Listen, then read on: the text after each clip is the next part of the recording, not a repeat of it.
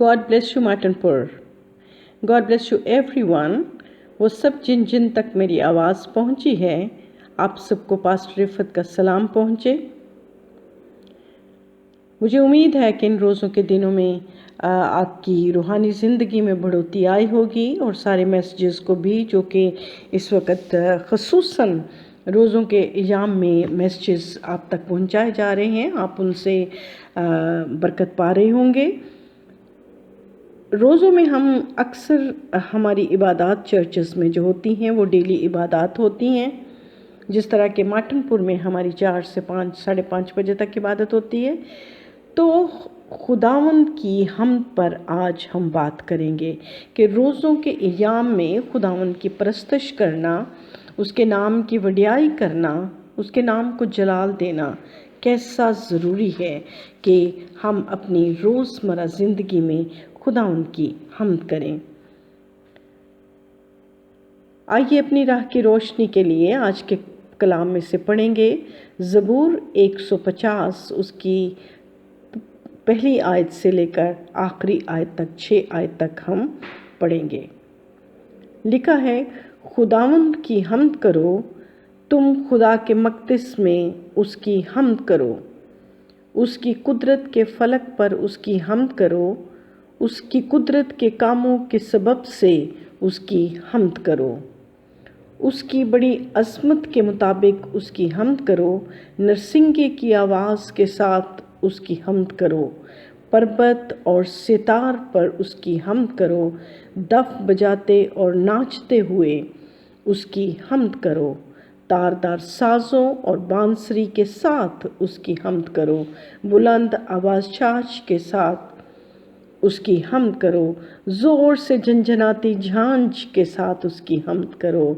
और फिर कलाम कहता है, हर मुतनफ़स यानी हर वो चीज़, हर वो इंसान जो सांस लेता है, हर मुतनफ़स खुदावंद की हम्द करे, खुदावंद की हम्द करो.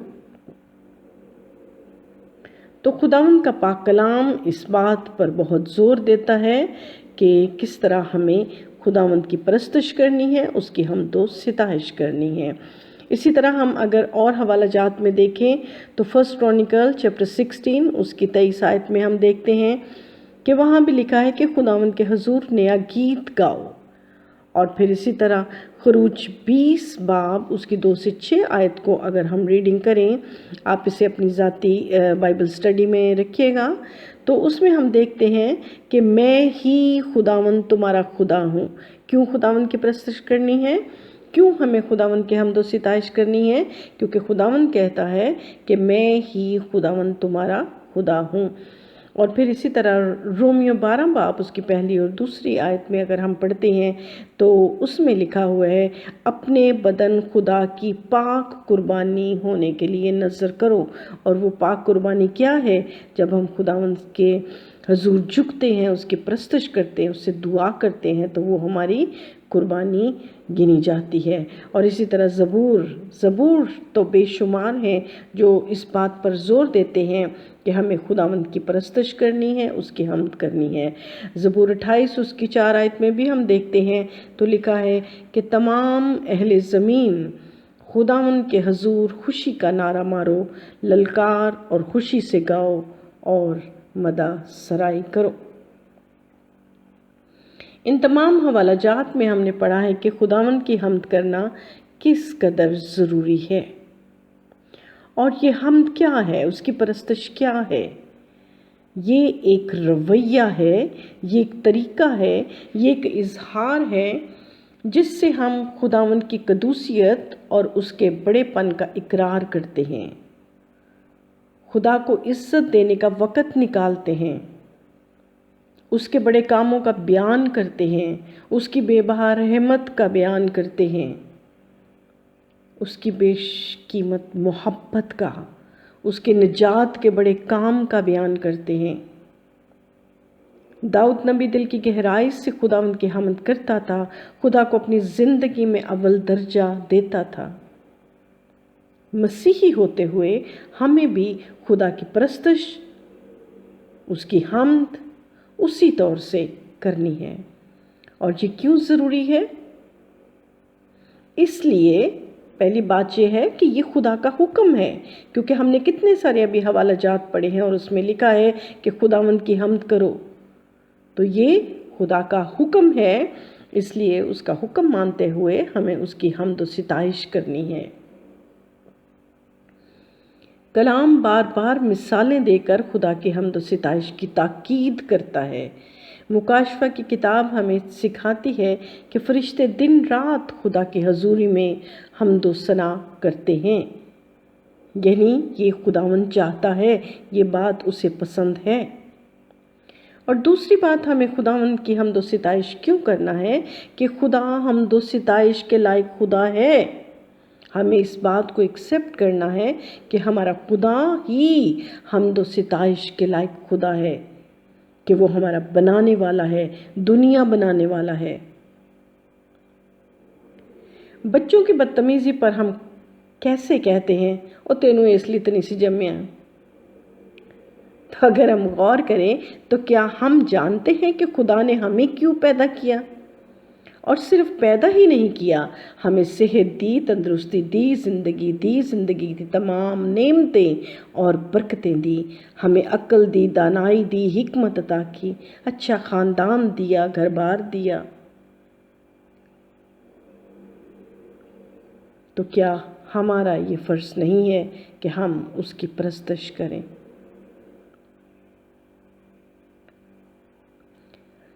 آج ہم اگر جوان اولاد سے بعض اوقات پریشان ہوتے ہیں، یہ میں اپنے تجربے کی بات کر رہی ہوں، جب میں وزٹس کرتی ہوں تو جو باتیں مجھ پر کھلتی ہیں میں اس کا آپ سے چھوٹا سا شیئر کروں گی، کہ اگر جوان اولاد سے بعض اوقات ہم پریشان ہوتے ہیں تو اس میں قصور ہمارا خود ہے، ماں باپ کا قصور ہے، اس میں بچے کا قصور نہیں ہے۔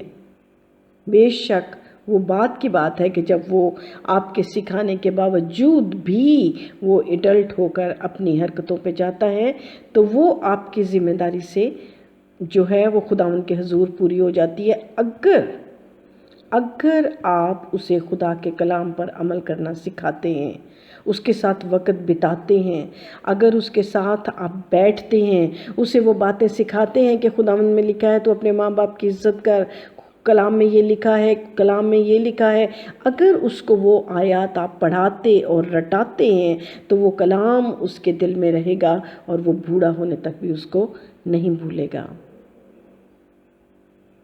اور وہ اپنی زندگی کو آپ کی تربیت کے مطابق جو کچھ آپ نے اسے سکھایا ہے اس کے مطابق زندگی گزارے گا۔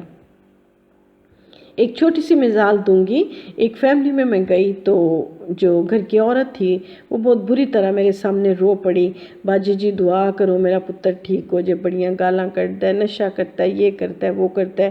اس نے ڈھیروں برائیاں اپنے بیٹے کی مجھے سنائیں۔ میں نے ایک بات اس سے پوچھی کہ بیٹے کی آپ نے اتنی برائیاں سنائی ہیں، آپ مجھے صرف ایک بات کا جواب دیں کہ جب بچہ چھوٹا تھا کیا آپ اس کو لے کر بیٹھی تھیں اور اس کو یہ خداوند کا کلام سکھایا تھا کہ اپنے ماں باپ کی عزت کر، ان کی نصیحت کو اپنے گلے کا طوق بنانا، اپنے خداوند کی پرستش کرنا، اس کا حکم ماننا، بائبل مقدس کے مطابق زندگی گزارنا، اپنے سارے دل، اپنی ساری جان، اپنی ساری طاقت سے اپنے خدا سے پیار کرنا، محبت کرنا، دوسروں سے اپنی مانند محبت کرنا؟ کہ خداوند کی یہ ساری باتیں تو نے اپنے بچے کو سکھائی تھی؟ دعا بیٹھ کر اس کے ساتھ کی تھی؟ کبھی اس کو دعا سکھائی تھی؟ تو وہ اپنے منہ پر دوپٹہ لے کر کہنے لگی، نہیں باجی جی ٹائم ہی نہیں ملیا۔ تو قصور کس کا ہوا؟ اوکے، ہم بات کر رہے تھے پرستش پہ۔ تو کلام کہتا ہے کہ خدا کے سوا کوئی دوسرا معبود نہیں، وہی ہماری پناہ گاہ اور ہماری نجات ہے۔ اور پھر ہم دیکھتے ہیں کہ خداوند ہمیں بار بار یہ کہتا ہے، جسے ہم نے پچھلے ایک پیغام میں بھی سیکھا، کہ خداوند کہتا ہے کہ میری پرستش کرو، میرے حکموں پر چلو، تو اس میں پھر وہ کہتا ہے تاکہ تمہارا بھلا ہو۔ آئیے دیکھتے ہیں کہ یہ پرستش جب ہم کرتے ہیں خداوند سے، جب ہم اس کی حمد و ستائش کرتے ہیں تو اس میں ہمیں کیا لذت ہے اس میں ہمارا کیا فائدہ ہے؟ آئیے دیکھتے ہیں۔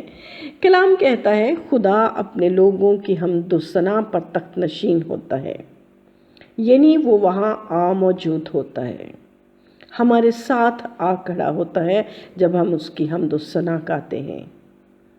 تو میری بہنوں، میرے بھائیوں، یہ بتائیے کہ جہاں خداوند ہوگا کیا وہاں دکھ ہوگا؟ کیا وہاں بیماری ہوگی؟ کیا تنگی ہوگی؟ کیا جھگڑا ہوگا؟ کیا نفرتیں ہوں گی؟ نہیں، بلکہ وہاں سارے روح کے پھل ہوں گے۔ جہاں خداوند ہوگا وہاں روح کے پھل ہوں گے، امن ہوگا، خوشی ہوگی، اطمینان ہوگا اور خداوند کی برکتیں ہوں گی۔ جب ہم خداوند کی پرستش کرتے ہیں تو ہم اس کی حضوری کو پا لیتے ہیں، اور یوں وہ ہماری زندگیوں میں راج کرتا ہوا نظر آتا ہے، اور یوں ہمارا دھیان ہماری جسمانی پریشانیوں سے، مشکلات سے ہٹ کر صرف اور صرف خداوند اپنے خدا کی طرف لگ جاتا ہے، اور ہم ابدی سکون پاتے ہیں۔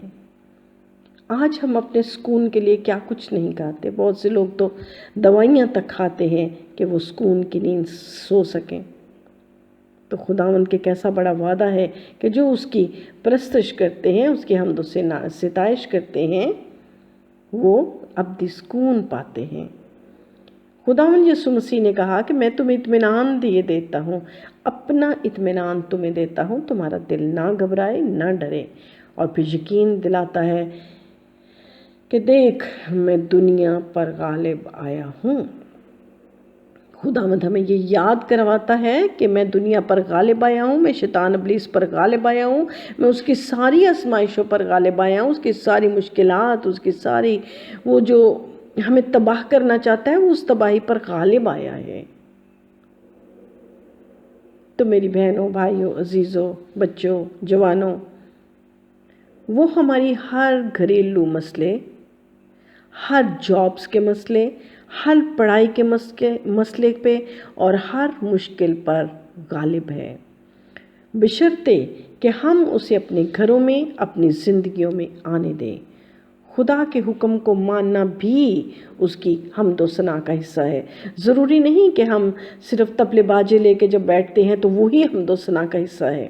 جب آپ خداوند کے حضور بیٹھتے ہیں، اپنی دعا کرتے ہیں، گنگناتے ہیں، تو خداوند کے حضور وہ خوشبو کی مانند پہنچتے ہیں۔ جب ہمارے بچے ہمارا حکم مانتے ہیں تو وہ اس بات کو ظاہر کرتے ہیں کہ وہ ہم سے محبت کرتے ہیں، وہ ہم سے پیار کرتے ہیں، ہماری عزت کرتے ہیں، اور خصوصاً ہمیں اپنا ماں باپ قبول کرتے ہیں۔ یہ جسمانی رشتے ہمیں خدا کی محبت کا سبق سکھاتے ہیں۔ جسمانی طور پر خوشی کا اظہار ہم کس طرح کرتے ہیں؟ شادی بیاہ، برتھڈیز وغیرہ آتے ہیں، ہم گاتے ہیں، ناچتے ہیں، ڈانس کرتے ہیں، اپنے ہاتھوں کو لہراتے ہیں، ساز بجاتے ہیں۔ بالکل اسی طرح ہی اگر ہم خداوند کے ساتھ خوشی منانا چاہتے ہیں تو ہماری پرستش اس کے لیے ہونی چاہیے۔ ہمارا ناچنا، ہمارا گانا، ہمارا ہاتھوں بازوں کو اٹھانا، ہمارا تالی بجانا اس کے لیے ہونا چاہیے، خداوند کے نام کو جلال دینے کے لیے ہونا چاہیے۔ اکثر ہم یہ سوچ لیتے ہیں کہ عبادت ذرا اوکھا جے کام میں، یہ حمد و ستائش اوکھا جے کام میں، دعا کرنا اوکھا جے کام میں۔ لیکن جب ہمارے گھروں میں کوئی شادی بیاہ ہوتی ہے، جب ہمارے گھروں میں خوشیاں آتی ہیں، جب ہم کوئی بھی کسی کی طرف بھی اپنے رشتہ داروں کی طرف بھی جاتے ہیں تو ہم خوشی سے لبریز ہوتے ہیں، ہمارا شوق، ہمارا جذبہ، ہمارے کپڑے مہینہ پہلے تیاریاں شروع۔ تو کیا جب ہم خداوند کی حضوری میں آنے لگتے ہیں تو کیا ہم اپنے دلوں کو بھی اسی طرح تیار کرتے ہیں، اسی خوشی سے، اسی جذبے کے ساتھ کہ ہم خداوند کی پرستش کو بیٹھنے لگے ہیں یا چرچ میں جانے لگے ہیں؟ پرستش کی جب بات کرتے ہیں تو بعض اوقات ہم خداوند سے ہٹ کر بھی پرستش کرتے ہیں۔ پرستش تو کرتے ہیں لیکن خداوند کی نہیں کرتے ہیں۔ تو پھر کس کی کرتے ہیں؟ بتوں کی پرستش، بتوں کی پوجا۔ اب ہم میں سے بہت سے یہ کہیں گے اسی کدو کسی بت دے اگے چکے ہیں۔ ہاں بے شک ہم کسی بت کے آگے نہیں جھکتے، لیکن کوئی بھی ایسی ذاتی خوشی، کوئی بھی ایسی ذاتی چیز جو ہمیں خداوند کو پیچھے کر دیتی ہے اور ان کو آگے لے آتی ہے، خداوند کی پریورٹی پیچھے رہ جاتی ہے اور ہماری زندگیوں میں وہ اول درجہ رکھتی ہے، تو وہ بتوں کی پوجا ہوتی ہے۔ یعنی کوئی بھی ایسا کام جو آپ کو ذاتی خوشی، جسمانی خوشی دیتا ہے، وہ اور خداوند کو پیچھے ہٹا دیتا ہے، وہ بتوں کی پوجا ہے۔ اور پھر دوسری پرستش ہے کہ وہ لوگ جو لبوں سے خداوند کی تعریف کرتے ہیں، صرف لبوں سے خدا کی تعریف کرتے ہیں، وہ بھی پرستش ہے، لیکن کیا وہ خداوند کو پسند ہے؟